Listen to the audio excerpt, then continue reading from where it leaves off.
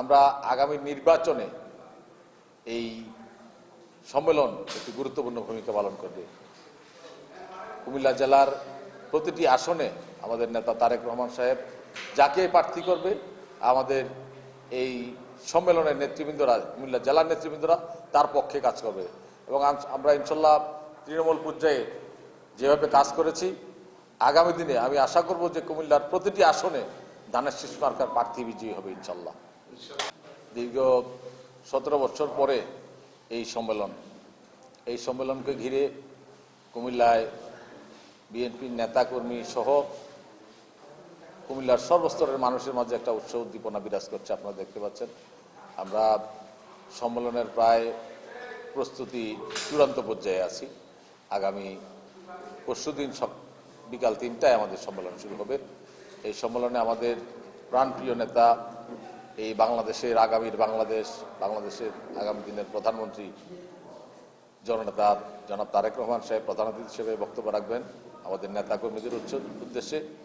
ওনার সাথে সাথে স্থায়ী কমিটির সদস্য জনাব সালাউদ্দিন আহমেদ, আমাদের কেন্দ্রীয় নেতা বরকতুল্লাহ ভুলু, অধ্যক্ষ সেলিম ভুঁইয়া, মোস্তাক মিয়া, মনিরুল চৌধুরী, হাজী আমিন রশিদ ইয়াসিন সহ অনেক নেতৃবৃন্দ গুরুত্বপূর্ণ বক্তব্য রাখবেন। আর এখানে সভাপতিত্ব করবেন আমাদের কুমিল্লা জেলা বিএনপির বিপ্লবী আহ্বায়ক সংগ্রামী জননেতা জনাব জাকারিয়া দেয় সুমন ভাই সহ অনেকে বক্তব্য রাখবেন। এই সম্মেলন কুমিল্লার মধ্যে একটা সর্ববৃহৎ সম্মেলন। আপনারা জানেন যে ইতিপূর্বে যে সম্মেলনগুলি হয়েছে টাউন হলের কেউ মাঝখান দিয়ে, কেউ এক সাইড দিয়ে বিভিন্নভাবে করেছে, কিন্তু আমরা পুরা টাউন হলটা নিয়েই এই সম্মেলন করব। আমাদের প্রায় ৬৮,০০০ ডেলিগেট ইতিমধ্যে কার্ড বিতরণ করা হয়েছে যারা এই সম্মেলনে উপস্থিত থাকবে। এর বাইরেও আমাদের অঙ্গ সংগঠনের নেতাকর্মীরা সহ কুমিল্লার সর্বস্তরের মানুষ এই সম্মেলন উপভোগ করবে। আমরা আপনাদের মাধ্যমে কুমিল্লার সর্বস্তরের মানুষকে এই সম্মেলনে আসার জন্য আহ্বান জানাচ্ছি। ইনশাল্লাহ আগামী দিনের আমাদের ২৭ তারিখের সম্মেলন সফল এবং সার্থক হবে আপনাদের সহযোগিতা ইনশাল্লাহ। যারা বঞ্চিত অবহেলিত বলতে যারা ছিল, আমরা তৃণমূল পর্যায়ে যখন নেতৃত্ব গঠন করেছি, বিএনপির মধ্যে সবচেয়ে কঠিন কাজ হলো কমিটি দেওয়া।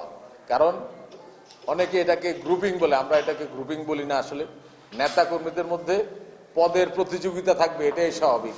আমাদের নেতাকর্মী অনেক বেশি, আমাদের দল অনেক বড়, আমরা যার জন্যে এই সমস্যাটা আমাদের পড়তে হয় যে পদ পদবি ভাগ দিতে গিয়ে, মূল্যায়ন করতে গিয়ে। সেক্ষেত্রে আমরা এবার যারা বিগত দিনে ত্যাগী ছিল, বঞ্চিত ছিল, আমরা চেষ্টা করেছি তাদেরকে মূল্যায়িত করার। ইনশাল্লাহ আপনারা দেখেছেন যে সবাই সন্তুষ্ট হয়েছে, যার কারণে কুমিল্লার এত বড় জেলা, যেখানে আগে ছোটখাটো সমাবেশগুলিতে বিভিন্ন সমস্যা হতো, এবার আমরা একদম শান্তিপূর্ণভাবে সব উপজেলা, ইউনিয়ন, ওয়ার্ড শান্তিপূর্ণভাবে সকল নেতাকর্মীদের সমর্থনের সহযোগিতায় আমরা এই সম্মেলনগুলি শান্তিপূর্ণভাবে শেষ করেছি ইনশাল্লাহ।